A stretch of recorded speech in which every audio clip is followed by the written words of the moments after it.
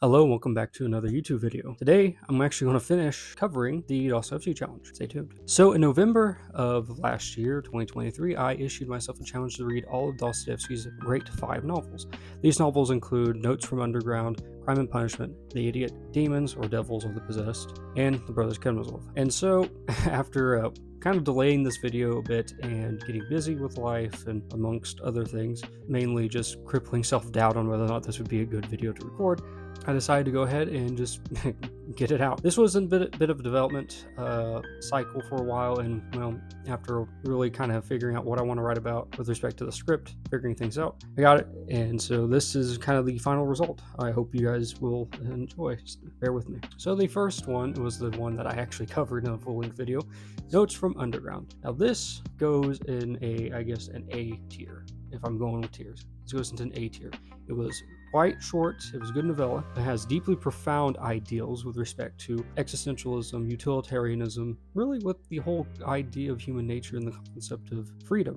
It is eerie to see how themes from this novella carry over to other works such as Crime and Punishment and The Idiot, and quite frankly up to Dostoevsky's magnum opus, which is The Brothers Karamazov. I highly recommend that you read this. I think I said that in the other video. I recommend that you read this. You will not regret it. It is a bit disturbing in the sense that you get uneasy with how astute Dostoevsky's observations of the human psyche are. However, I assure you, you will not regret reading it. So this goes into a firm A tier. Next up is Crime and Punishment. Now, I read Crime and Punishment a couple years ago, and I really wasn't that impressed with it at first, which is shocking, I know. Mainly because I'm like, I've heard the story before, characterizations, and okay, he feels guilt, cool. We know the story. However, I didn't really appreciate the prose. I didn't really appreciate the character development that Dostoevsky put. Maybe it was because I had the Macduff translation, and this is the Bavir and Volokonsky translation. However, I will put this in a solid S tier. This was a phenomenal book, and revisiting it, I am so mad at myself for not, one, either picking this translation, and two, for not liking the story when I first read it. Part 5 is easily the most gut-wrenching and one of the most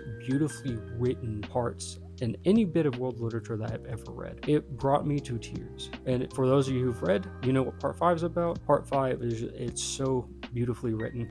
And when I got to the epilogue, I found myself wanting more from the book. I'm like, well, maybe I should write myself a little mini epilogue to make myself feel satisfied. And that might be a good idea. I highly recommend you read this book if you like thrillers, if you like mystery, if you like concepts of morality and philosophy. Well, I mean, honestly, I just recommend you read this book. In general, it is phenomenal, phenomenally written, quite profound. And if you have difficulty remembering names, just make nicknames.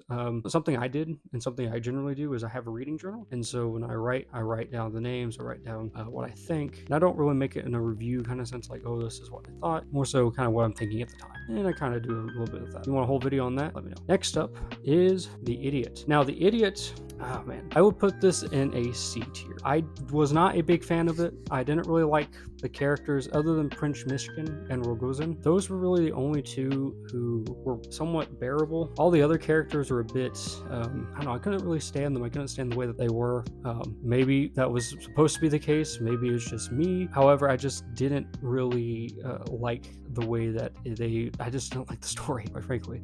Prince Mishkin was an interesting character, very much an idiot as it is put. And I don't mean idiot in a derogatory sense or in a sense that says like, oh, he's actually dumb. More so, he's too pure morally and the system that it is in here. Now, it is profound. There are some profound ideas and profound messages and things along those lines, and I understand what Dostoevsky was trying to convey when doing a bit of research into why this novel was written and, other watching videos and things like that. And quite frankly, I mean, even though that was the point, this novel was quite experimental, and because of its experimental nature, I didn't necessarily like it as much as the previous 2 works, and I found it to be a bit underwhelming. I was told by several people that this is one of the best, it has one of the best ending scenes in world literature. It has one of the best stories by Dostoevsky, and when I read it, I'm just like, it's all right. I do recommend you read this, though. It is, it's a good story. It wasn't my favorite. Characters were all right, and quite frankly, the message that Dostoevsky sends is, I think, a good one at the end. Next up is Demons. Now, this one, this is a solid A tier as well. I might put put it low S, high A, because this was a deeply profound novel in terms of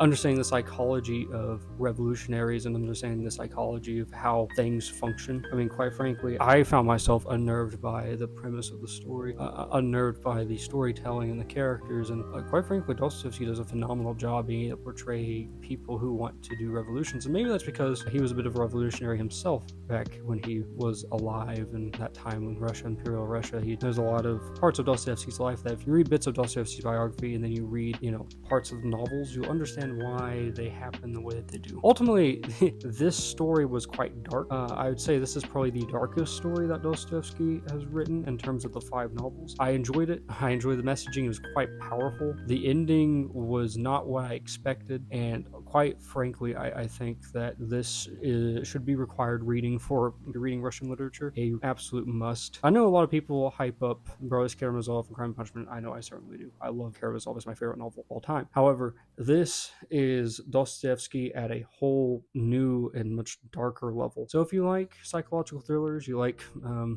anarchy, you like reading about people who want to change the world, or you want to read something a bit dark, read this novel. And finally, the S tier, which is no surprise, it's the Brothers Karamazov. Now this, when I first read this, I read this in the Hardcore Literature Book Club with Ben McAvoy. Ben, if you're watching, hi. I saw the syllabus for that year, it was 2023 syllabus, and we read War and Peace and Brothers Karamazov. And the Brothers Karamazov, I remember before I read it, I'm like, I heard a lot of people hyping the book up. I mean, Sigmund Freud talks about it, Ernest Hemingway, I mean, Murakami, people talk about the Brothers Karamazov and how great of a novel it is, and I'm like, okay, well, surely it has to be great. It's Dostoevsky. I like Dostoevsky, and I remember saying to myself that I would never have a favorite novel before I read it, and well, that changed. As soon as I finished reading it, I was like, this is my favorite novel of all time. Absolutely. This is Dostoevsky's magnum opus. If his life is like a crescendo, so to speak, it resolves the things and themes that Dostoevsky talks about within all of his great novels. It comes to grips with it, with each brother representing a different ideal, whether it is a more pious Christian sense, or a more skeptical and atheistic sense, or whether it's a more giving into sensationalism and things along those lines. Dostoevsky crescendos it all in this novel, and quite frankly, the resolution to the novel is both unexpected and quite frankly, it is one of the most poignant endings in all world literature. I greatly enjoyed doing this, but reading this. I greatly enjoyed reading this. So this is an absolute must for anybody who wants to be acquainted with Dostoevsky, be acquainted with classics, be acquainted with Russian literature, or quite frankly, just want something good to read. It is a heavy novel, but it is one that I think you could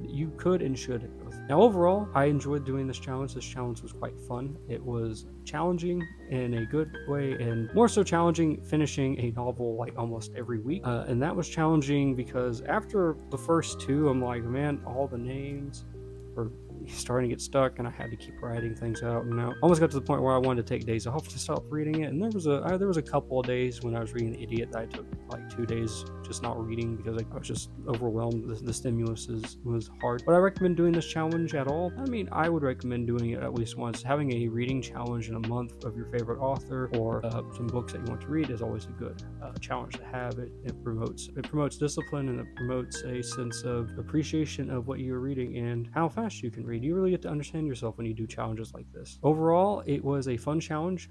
If you want to do it this November, let me know, and I'll issue out another challenge. Thank you guys for watching. If you want to see a video of me talking about Notes from the Underground in depth, it'll be right here. So if you like this video, please like, subscribe, and share. Comment what your thoughts are below. Would you do this challenge? Have you done this challenge? What's your favorite Dostoevsky novel? Let me know. Anyway, see you guys very, very soon.